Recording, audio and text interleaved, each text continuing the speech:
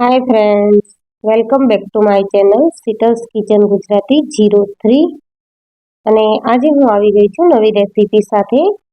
તો જો મિત્રો તમે મારી ચેનલ પર નવા હો તો ચેનલને સબસ્ક્રાઇબ જરૂરથી કરજો અને રેસીપીનો વિડીયો એન્ડ સુધી જોજો તો તમને રેસીપી ગમશે. અને જો રેસીપી ગમે તો વિડીયોને લાઈક કરજો, શેર કરજો અને મારા ચેનલને સબસ્ક્રાઇબ જરૂરથી કરજો. તો આજે આપણે બનાવીશું અમૃતસરી પનીર ભુરજી અને સાથે ગાર્લિક બટર નાન. તો ગાર્લિક બટર નાન બનાવવા માટે અહીંયા મેં 250 ગ્રામ જેટલો મેંદો લઈ લીધો છે. કપના માપથી 2 કપ લીધો છે. 2 મોટી ચમચી જેટલું ઓઇલ ઉમેર્યું છે. 1 ચમચી મીઠું સ્વાદ મુજબ, 1 ચમચી દળેલી ખાંડ, અડધી ચમચી ખાવાનો સોડા, અડધી ચમચી બેકિંગ પાવડર ઉમેર્યો છે અને થોડું લસણ પેસ્ટ બનાવી અને ઉમેરી દીધું છે. સાથે મેં 1 ચમચી બટર પણ ઉમેર્યું હતું અને આ બધી વસ્તુને આપણે મિક્સ કરી લઈશું સારી રીતે. અને તેમાં રૂમ ટેમ્પરેચર પર રહેલું 1 વાટકી જેટલું આપણે દહીં ઉમેરવાનું છે, જેના કારણે આપણી જે ગાર્લિક બટર નાન છે તે એકદમ સોફ્ટ બનશે. દહીં ઉમેર્યા પછી લોટને સારી રીતે મિક્સ કરી અને ઘટ પડે તો આપણે નવશેકું પાણી ઉમેરીશું. ઠંડા પાણીથી આપણે લોટ બાંધવાનો નથી. અને લોટ બંધાઈ ગયા પછી આ રીતે આપણે તેલથી પોલિશ કરી લઈશું લોટ. અને લોટને આપણે અડધો કલાક માટે સેટ થવા મૂકી દઈશું. તો ગાર્લિક બટર નાનનો લોટ છે તે સોફ્ટ જ હોય છે હંમેશા. જ્યાં સુધી લોટ સેટ થાય ત્યાં સુધી આપણે ભુરજીની રેડી કરી લઈશું. તો અમૃતસરી પનીર ભુરજીની ખાસિયત એ છે કે તેની થિકનેસ વધારે હોય છે. તો એ થિકનેસ માટે આપણે ચણાના લોટને તેલમાં સારી રીતે શેકી લઈશું. તો અમૃતસરી પનીર ભુરજી આ જ સ્ટાઇલમાં બનતી હોય છે અને જેના કારણે તેની ક્વોન્ટિટી પણ વધી જાય છે. તો અહીંયા મેં 1 ચમચી તેલમાં 2 ચમચી ચણાનો લોટ સારી રીતે મીડિયમ ફ્લેમ ઉપર શેકી લીધો છે અને ચણાના લોટનો કલર એકદમ બદલાઈ ગયો છે. હવે તેને અલગ બાઉલમાં કાઢી લઈશું અને એ જ પેનમાં આપણે ભુરજી બનાવવા માટે થોડું 1 ચમચી જેટલું ઘી અને 1 મોટી ચમચી જેટલું આપણે બટર ઉમેરીશું આ રીતે. તો ઘી અને બટર બંને સારી રીતે ગરમ થઈ જવા દેવાના છે. અને ઘી અને બટરમાં બનાવેલી પનીર ભુરજી ખૂબ જ ટેસ્ટી લાગશે. હવે ઘી અને બટર સારી રીતે ગરમ થઈ ગયા છે. તો આપણે ઝીણી ચોપ કરેલી ડુંગળી, ઝીણું ચોપ કરેલું લસણ, લીલા મરચાં અને આદુને મેં આ રીતે ગ્રેટ કરીને લઈ લીધું છે. તો એ બધી વસ્તુને આપણે સારી રીતે સાતળી લેવાના છે. ડુંગળી છે તેને આપણે બ્રાઉન કરવાની નથી, તેને કાચી જ રહેવા દેવાની છે, પણ તેલમાં થોડી સાતળી લેવાની છે. હવે મસાલામાં 1 ચમચી કાશ્મીરી લાલ મરચું, અડધી ચમચી હળદર પાવડર, 1 ચમચી ધાણા જીરું પાવડર અને મીઠું આપણે સ્વાદ પ્રમાણે ઉમેરી લઈશું.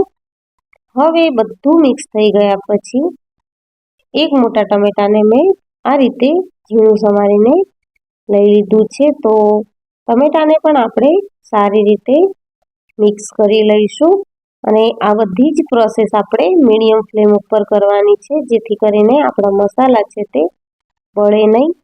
હવે આપણે જે શેકીને રાખ્યું છે બેસન તે ઉમેરી લઈશું અને બેસન ઉમેરવાના કારણે જે ગ્રેવીનું મોઇશ્ચરાઇઝર હતું તે શોષાઈ ગયું છે અને ગ્રેવી કઠણ થઈ ગઈ છે. તો આપણે તેની ગ્રેવી કરવા માટે થોડું પાણી ઉમેરીશું આ રીતે અને પાણી ઉમેરીને બધી વસ્તુને મિક્સ કરી લઈશું.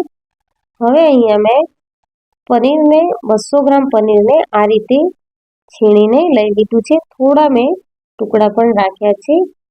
તો એ પનીરને આપણે આ રીતે ઉમેરી અને મિક્સ કરી લેવાનું છે સારી રીતે. બધી વસ્તુ મિક્સ થઈ જાય બધી બાજુ, એ વાતનું ખાસ ધ્યાન રાખવાનું છે. તો જોતાં જ ખાવાનું મન થાય એવી આપણી અમૃતસરી પનીર ભુરજી બનીને ઓલમોસ્ટ રેડી છે.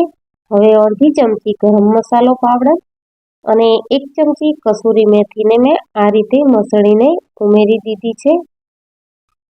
તો કસૂરી મેથીનો ટેસ્ટ કોઈ પણ શાકમાં ખૂબ જ સરસ લાગે છે, તો કસૂરી મેથી મિત્રો જરૂરથી ઉમેરજો.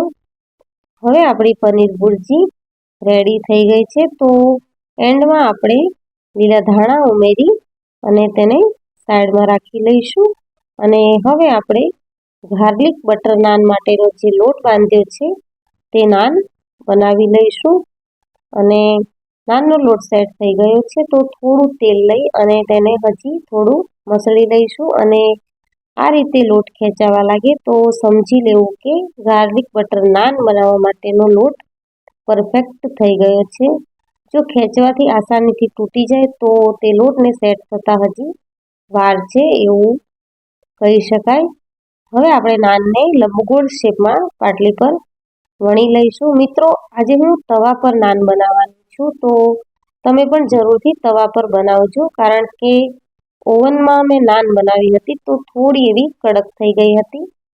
નાનને મેં વણી લીધી છે અને તેના પર આવું એક મોટી ગળી લસણ છીણી લઈશ. થોડા કાળા તલ સ્પ્રિંકલ કરી અને આ રીતે વેલણની મદદથી તેને નાનમાં પ્રેસ કરી લઈશું. હવે થોડા લીલા ધાણા છાંટી લીલા ધાણાને પણ આપણે આ રીતે પ્રેસ કરી લઈશું. અને તવા પર મૂકતા પહેલાં નાનની જે પાટલી પર જે સાઈડ હતી તે સાઈડે આપણે આ રીતે પાણી લગાવી અને નાનને તવા પર આ રીતે ચોંટાડી દેવાની છે, જેથી કરીને આપણે આ રીતે નાન શેકીશું ત્યારે નાન પડી નહીં જાય. અને જ્યારે આવા નાના નાના બબલ્સ આવવા લાગે ત્યારે આપણે તવાને આ રીતે ઊંધો કરી અને ડાયરેક્ટ ગેસની ફ્લેમથી નાનને શેકી લેવાની છે. તો આ રીતે મિત્રો નાન બનાવશો તો તમારી નાન પરફેક્ટ સોફ્ટ અને મુલાયમ બનશે. જો તમે ઓવનમાં બનાવશો તો તે નાન થોડી એવી તવાની કમ્પેરમાં કડક થઈ જશે અને ખાવામાં મજા નહીં આવે. તો આપણી ગાર્લિક બટર નાન પણ રેડી થઈ ગઈ છે. હવે તેના પર આપણે બટર લગાવી લઈશું. તો રેડી છે આપણી ગાર્લિક બટર નાન. એવી જ રીતે આપણે બીજી નાન પણ બનાવી લઈશું. બટર આપણે કિનારી પર અને બધી જ બાજુ લગાવવાનું છે, જેથી કરીને નાન એકદમ સોફ્ટ એવી રહેશે. હવે આપણે તવાને સાફ કરી લઈશું અને તેના પર મેં બીજી નાન પણ વણીને રાખી છે. તો પાણી લગાવી અને પાણીવાળો ભાગ તવામાં નીચેની સાઈડે આપણે ચોંટાડી દઈશું. તો આ રીતે નાન બનાવવાથી નાન પરફેક્ટ બને છે અને ખાવામાં એકદમ સોફ્ટ રહે છે. તો આ રીતના બબલ્સ આવવા લાગે એટલે આપણે તવાને ઊંધો કરી અને ડાયરેક્ટ ગેસની ફ્લેમથી આગળની સાઈડે નાનને શેકી લેવાની છે આ રીતે. તો લોખંડનો તવો થોડો હેવી હોય છે, તો મિત્રો પકડવામાં ધ્યાન રાખજો અને દાજી ન જવાય એ વાતનું ખાસ ધ્યાન રાખવાનું. તો આ રીતે આપણે ફેરવી અને નાનને સારી રીતે ઉપરની સાઈડથી શેકી લેવાની છે. તો પરફેક્ટ એવી ગાર્લિક બટર નાન આપણી બીજી પણ બનીને રેડી છે. તેના પર પણ આપણે સારું એવું બટર સ્પ્રેડ કરી લઈશું. આ રીતે કિનારી પર ખાસ લગાવવાનું છે, કારણ કે કિનારી છે તે જલ્દી કડક થઈ જતી હોય છે.